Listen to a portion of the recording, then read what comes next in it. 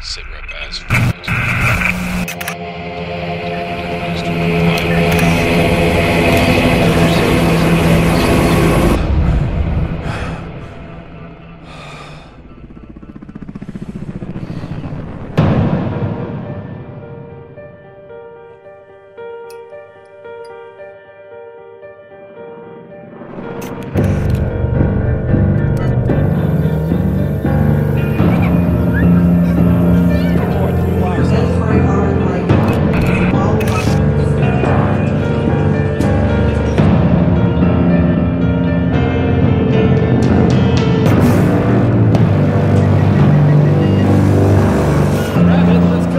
Transaction approved. No, they're here already. Tommy! Since last night's declaration of martial law, soldiers are moving into secure key areas.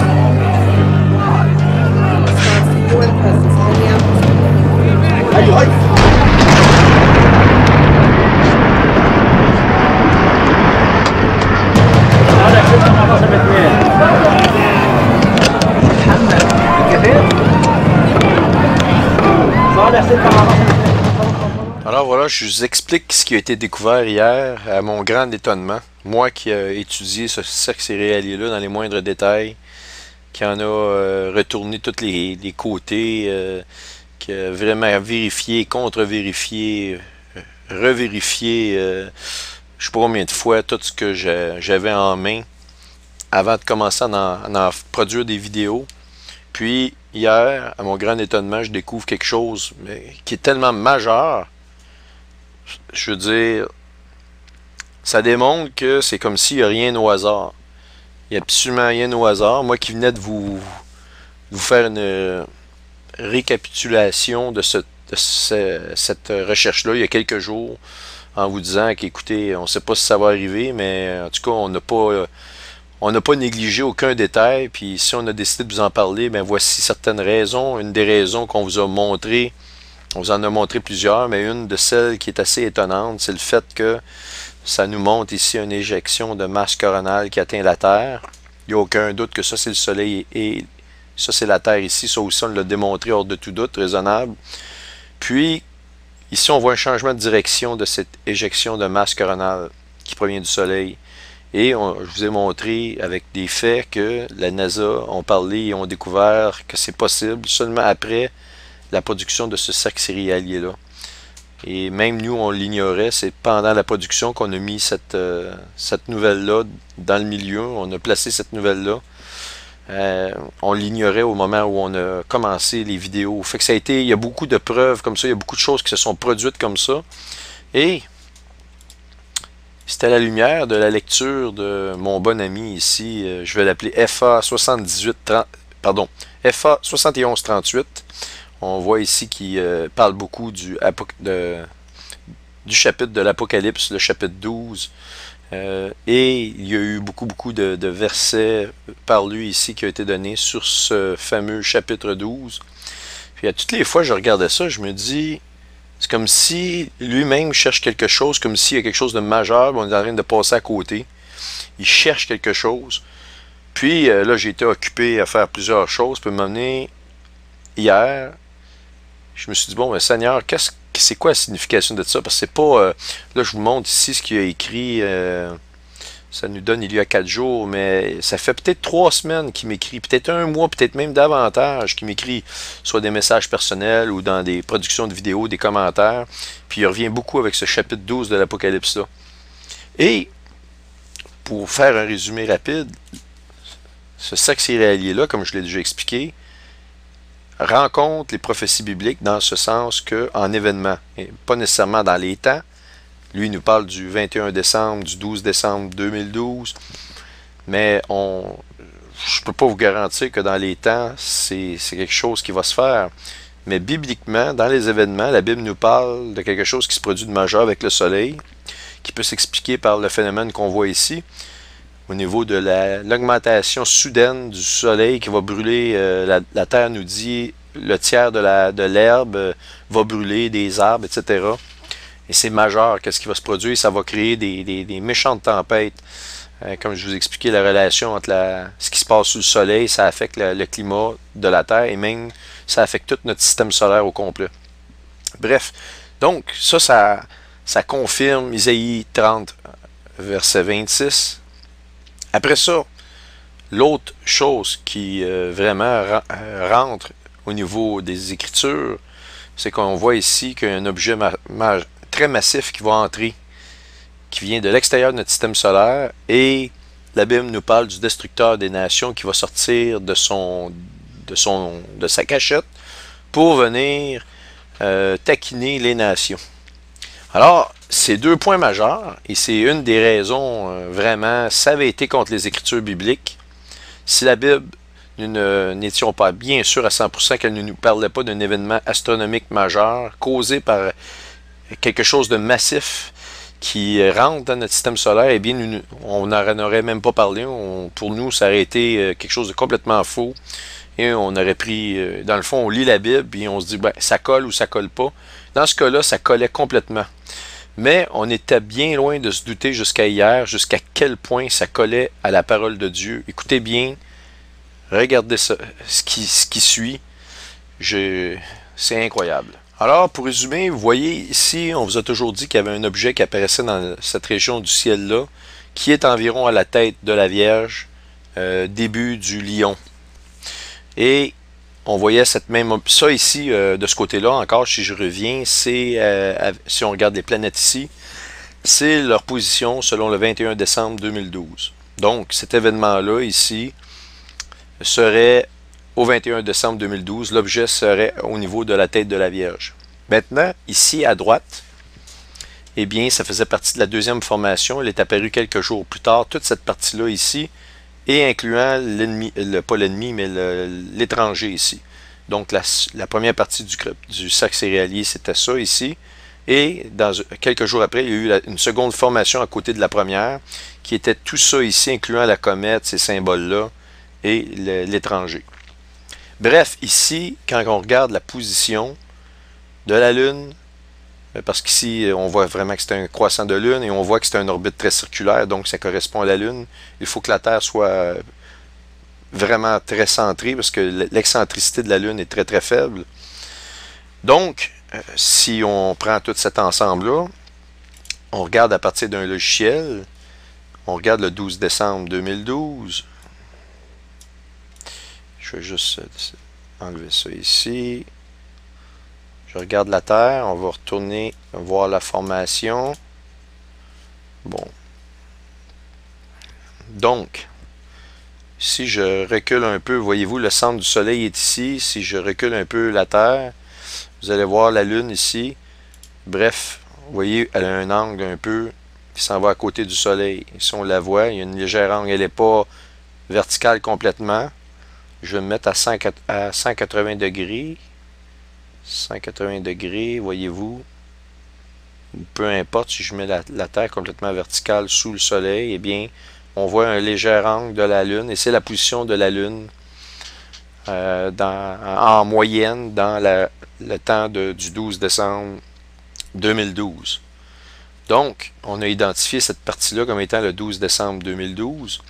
Et aussi, on voit ici avec comme une nouvelle lune. Et bien, si on regarde au niveau du calendrier lunaire, on s'aperçoit que la nouvelle lune ici correspond aussi au 12 décembre 2012. Regardez ceci. Et donc, voici. On regarde le 12, voyez-vous, c'est comme la nouvelle lune. Ou un petit croissant de lune. Donc, c'est vraiment le 12 décembre. On ne peut pas se tromper sur la date de cette partie-là. Maintenant, on voyait ici une comète qui est environ au même nombre d'angles que l'objet qu'on voit ici. La petite subtilité ici qui fait toute la différence du monde, eh bien, on va premièrement regarder ce qui se passe au 21 décembre 2012. On va aller avec un logiciel qui est plus précis que ce logiciel-là ici au niveau de SimSolar. On va regarder. Et voici ici, c'est pour ça que c'est intéressant qu'il y ait eu des traces laissées par l'équipement de l'agriculteur, parce qu'on a pu tracer des lignes parallèles. Et on sait que c'est pas un hasard que le cercle céréalier, ils ont dessiné ça comme ça. On voit ça, c'est la planète Saturne que vous voyez ici. Alors, la planète Saturne est alignée carrément perpendiculairement à la Terre, dans l'angle que le cercle céréalier a été mis. Pour vous donner un exemple, voyez-vous, j'ai la Terre ici. Si je veux l'aligner avec Saturne, j'ai tout simplement à déplacer ça. Tout le beau monde des planètes se déplace et, autrement dit, ils nous ont montré le cercle céréalier Saturne aligné avec la Terre. Donc, vous comprenez ça. Alors, c'est facile de comprendre que si je trace une ligne entre les deux qui est parallèle à cette ligne-là et que je trouve l'angle qui nous montre l'objet ici, eh bien, l'angle que j'ai, ça devrait avoir à faire du sens que par rapport à un observateur sur la Terre, si je regarde vers Saturne, si je me tourne vers la droite de 42 degrés, eh bien, je vais trouver la région du ciel et je vous ai toujours dit que c'était la tête de la Vierge, le début du lion. Regardons si je me suis trompé. On est le 21 décembre 2012, 11h11. Donc, j'ai dit 42 degrés par rapport à Saturne. On va pointer Saturne ici. Et quand on regarde Saturne, on est environ à 224 degrés à ce moment-là, à cette heure-là, à cette date-là, par rapport à la Terre. Si je rajoute 43 degrés, je vais obtenir à ce moment-là environ 70 degrés, 270 degrés, pardon. Si je rajoute, mettons, je vais faire un chiffron 45. 45 plus 25, ça me fait donc 45, 25, ça fait 50, 60, 70, environ 270 degrés, comme je l'ai dit. Alors, on va rajouter, donc je dois aller à 270 degrés, je vais rester dans l'écliptique le plus possible. Voyez-vous, ça me donne moins 12 degrés, mais c'est surtout l'angle, l'azimut qui est important. Alors, 270 degrés, si je me mets à la poitrine de la Vierge, je suis à 252, il m'en manque. Au cou, 264, il m'en manque. 272, voyez-vous, tête de la Vierge, début du lion. Donc, le nombre de degrés qui est montré là correspond à l'endroit que je vous ai toujours dit. Alors, ça, il n'y a pas d'erreur là-dessus. Alors, donc, on va retourner ici. Donc, c'est toujours ce que j'ai dit. La fin de la Vierge, début du lion. Maintenant, j'ai aussi dit... Voyez-vous ici les lignes rouges qui départissent en pointe de tarte toutes les constellations. Je les ai mis à angle assez égal. Mais dans la réalité et en astronomie, c'est totalement faux. Sauf que j'avais vérifié que les positions les plus importantes, comme au niveau du serpent, tout ça, Ophiuchus, ça, je les avais vérifiés précisément. Mais on ne peut pas dire que que je suis vraiment à l'échelle si on voit par exemple la ligne de démarcation entre le lion et le cancer, entre le cancer et le gémeaux. Tout ça peut varier, c'est pas tout à fait exact. Sauf que je m'étais vraiment, comme je vous dis, assuré que ces constellations-là ici, que j'étais quand même assez proche. Puis comme je viens de vous démontrer, je ne me suis pas trompé que c'est la tête. Alors vous allez me dire, oui, mais où il veut en venir? Regardez. Parce que je veux vraiment, c'est tellement important que je veux vraiment prendre le temps de bien vous expliquer pour être sûr qu'il n'y ait pas de confusion. En astrologie, ils vont séparer chacun des signes astrologiques en 30 degrés, 12 x 30, 360, et ça fait notre fameuse tarte divisée en 12 pointes de 30 degrés chacun. Et donc, si vous êtes né il y a 10 000 ans, au mois de juin, vous êtes un Gémeaux. Puis si vous êtes né aujourd'hui, au mois de juin, vous êtes encore un Gémeaux. Il n'y a rien de changé. Tandis qu'en astronomie, on tient compte de la précession du Soleil, c'est-à-dire que dans des centaines d'années, voire des milliers d'années, à une période de l'année fixe, le Soleil ne se retrouve pas dans le même ciel. Il y a un décalage avec les années qui est très long, très slow à se faire. C'est pas quelque chose qui se fait du jour au lendemain. Mais si on calcule, si on regarde il y a 300 ans avant, on peut voir quand même une certaine différence de quelques degrés. Et sur 1000 ans, ben là, c'est notable. Je pense que sur 1000 ans environ, on peut changer quasiment de constellation. Donc, les constellations ils ne prennent pas tous la même place dans le ciel. La balance, voyez-vous, le Soleil va se retrouver dans la balance pendant 25 jours. Dans le Taureau pendant 37 jours. Si on considère qu'on a 365 jours dans une année, on peut pratiquement dire qu'une journée vaut 1 degré. Alors donc, le soleil va balayer dans le ciel un angle d'environ 25 degrés, environ, c'est un peu plus, mais c'est ce qu'il va parcourir et pendant 25 jours, donc pendant 25 degrés dans le ciel, il va se retrouver dans le ciel de la balance. Comme vous pouvez voir, la Vierge, c'est le plus grand balayage de toutes les constellations. On a 45 degrés, environ 45 jours. Donc, il aurait été normal de voir des pointes de tarte un peu inégales, un peu comme Obélix, quand Astérix lui demande 2 parts du gâteau, puis il coupe 2 parts, mais c'est 2 parts inégales.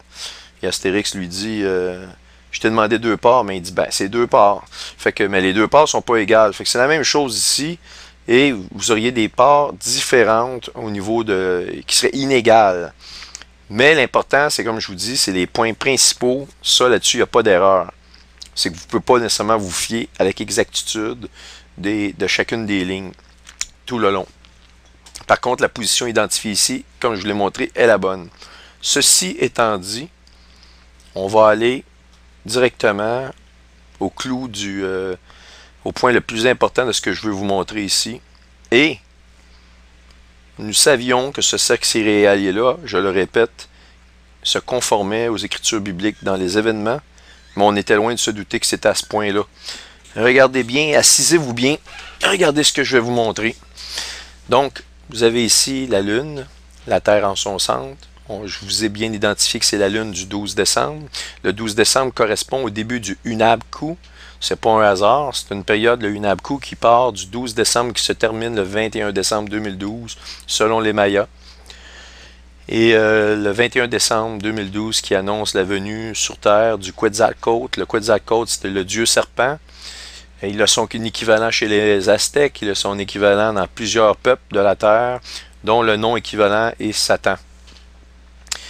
Maintenant, on voit une comète ici qui apparaît. Il est bon de croire que cette comète-là, si elle apparaît dans un certain plan, c'est qu'elle est au niveau de l'écliptique. Et il est bon de croire que si cette comète-là apparaît à cette date-là, c'est qu'elle n'était pas là avant, donc elle nous apparaîtrait, selon le cercle céréalier toujours, à la date du 12 décembre 2012. On la voit ici. On voit que l'angle de la queue est toujours à l'opposé du soleil, donc le soleil est en avant à quelque part ici, ce qui correspond à l'objet environ dans le ciel ici ou dans le ciel de la Vierge, et le soleil est là, donc la queue serait projetée environ comme on voit l'angle ici. Bon, maintenant, ceci étant dit, nous allons prendre le logiciel ici, Stellarium, nous allons aller à la date du 12 décembre. Vous voyez, le 2012, le décembre, la 12e journée. Et regardez ceci. Donc, ici, on avait, comme je vous l'ai dit, c'était facile de calculer. On a Saturne, je trace une ligne parallèle, donc par rapport à la Terre, 42 degrés vers la droite. On avait identifié l'endroit, je vous l'ai montré tout à l'heure. Maintenant, on fait le même exercice ici, mais par rapport à quoi on le fait? Eh bien, par rapport, vous avez la Lune ici, je trace une verticale, encore là, grâce aux lignes laissées par l'équipement de l'agriculteur, il m'a été possible de tracer une ligne ici, cette ligne-là qui est parallèle à celle-ci. Donc, il est facile de dire que par rapport à la Terre, par rapport à un point fixe, on va avoir 43 degrés entre cette ligne-là ici et l'objet vers la droite toujours. Bien. Maintenant, l'angle de la Lune ici a été identifié à 15 degrés précisément. Donc, si je prends 15 degrés, si on arrondit cette valeur-là à 45 degrés, pour faciliter un peu les calculs, on n'est quand même pas à 2 degrés près, eh bien, si je prends 45, je soustrais 15, il me reste 30 degrés. Donc, par rapport à la Lune, la comète devrait nous apparaître à 30 degrés à droite. Quand j'utilise les termes à droite, à gauche, en astronomie, ce n'est pas les vrais termes, mais pour la compréhension de n'importe qui ici, parce que le point le plus important, c'est de comprendre ce que je vais vous dire, et de vous montrer à quel point ce cercle céréalier-là de façon insoupçonnée à la dernière minute, à 7 jours avant la date de savoir si oui ou non on va voir cette comète-là ou pas. J'en ai vraiment aucune idée, mais à 7 jours de ça, j'ai une nouvelle découverte qui m'arrive d'une façon que je ne m'explique pas moi-même. Puis je me dois absolument de vous la montrer. Donc, on revient à ça. J'ai 15 degrés ici, donc 45 moins 15, ça me donne donc 30 degrés. Et allons voir à quel endroit que ça nous donne dans le ciel lorsque nous avons 30 degrés à droite de la Lune. Donc, je reviens ici, 2012, le 12 décembre, pas de tricherie là. La Lune est où la Lune? Vous avez le Soleil et un petit peu de ce côté, à la droite du Soleil, vous avez la Lune. Et ça tombe sur le sens quand on regarde ici une vue 2D. Je regarde, voyez-vous, la Lune et le Soleil sont...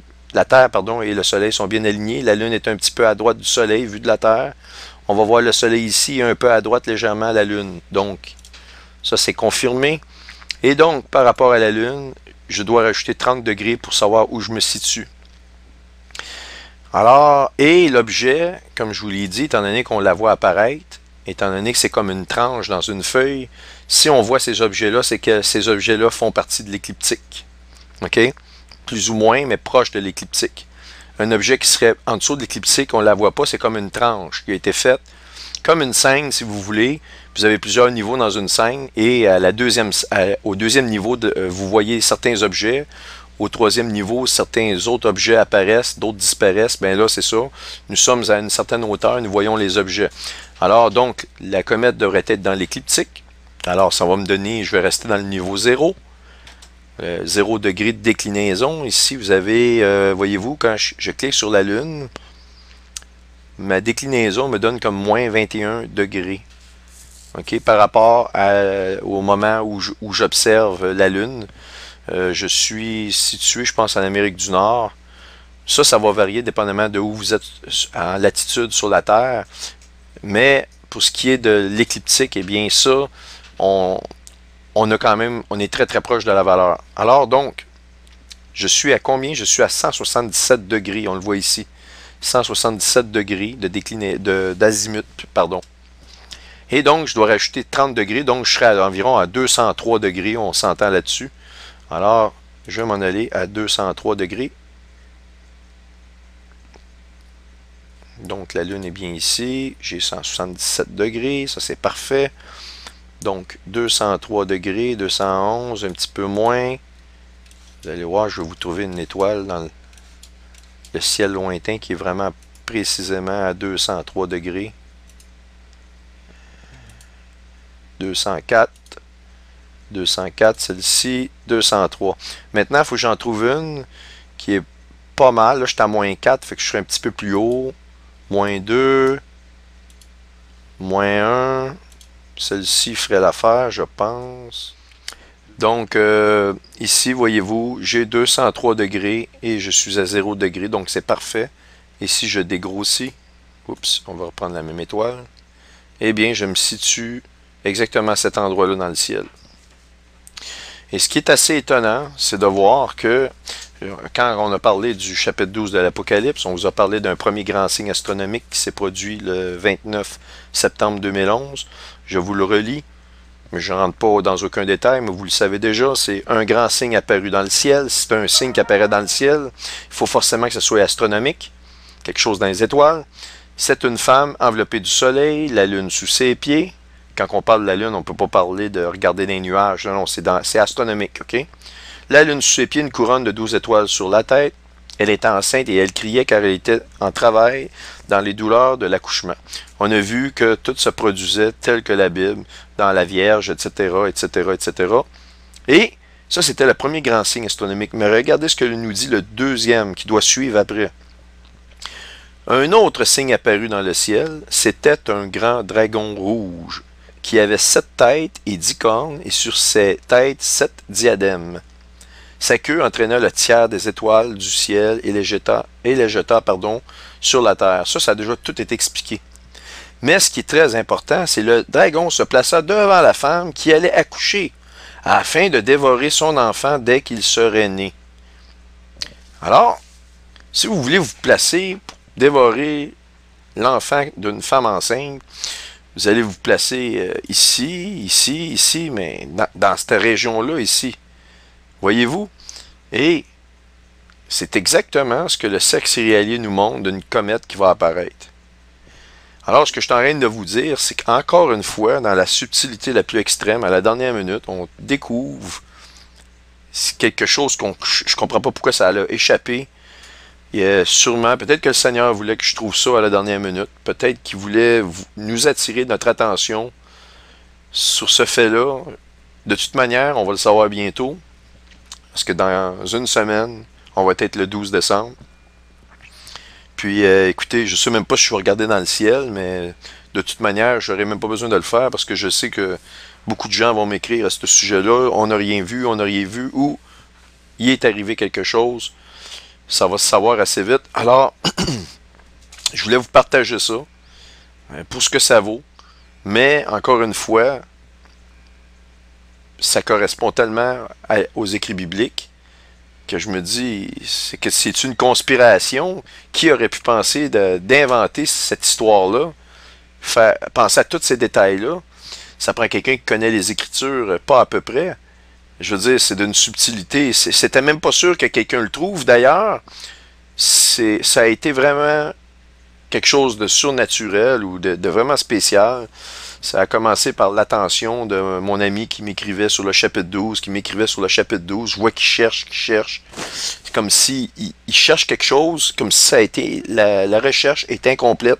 Et voilà, je découvre qu'elle est non seulement incomplète, mais il y a le point le plus important. Mais je peux vous assurer que si j'avais su ça, il y a 1 mois, il y a 2 mois, puis l'année passée, quand j'ai fait la série La femme et le dragon, je peux vous garantir que ça aurait été un des choses que je vous aurais parlé avec beaucoup d'impatience. Pas d'impatience, mais impatiemment. J'aurais été très heureux de pouvoir vous parler de ça. Et ça aurait été une très grande motivation pour moi. Puis c'est arrivé comme vous le voyez là. Et donc, ça nous montre que plus que jamais, ce sexe céréalier-là nous parle d'un événement qui correspond complètement à ce que la Bible nous enseigne, d'événements tragiques, astronomiques qui viennent dans les derniers jours. Alors, ça termine ma démonstration. Vous en faites ce que vous voulez. Est-ce que dans une semaine, on va voir cet événement-là ou pas? Je ne sais pas. Sauf que ça vous démontre à quel point, encore une fois, est-ce que je devais le montrer? Est-ce que je devais pas le montrer? Mon cœur, finalement, en discutant avec Pierre Gilbert, on a pris la décision de le faire. Mais je vous avoue que j'aurais pas pris la décision tout seul de vous montrer ça. Mais voilà, c'est fait. Et puis, je veux dire, voilà. Merci de votre écoute.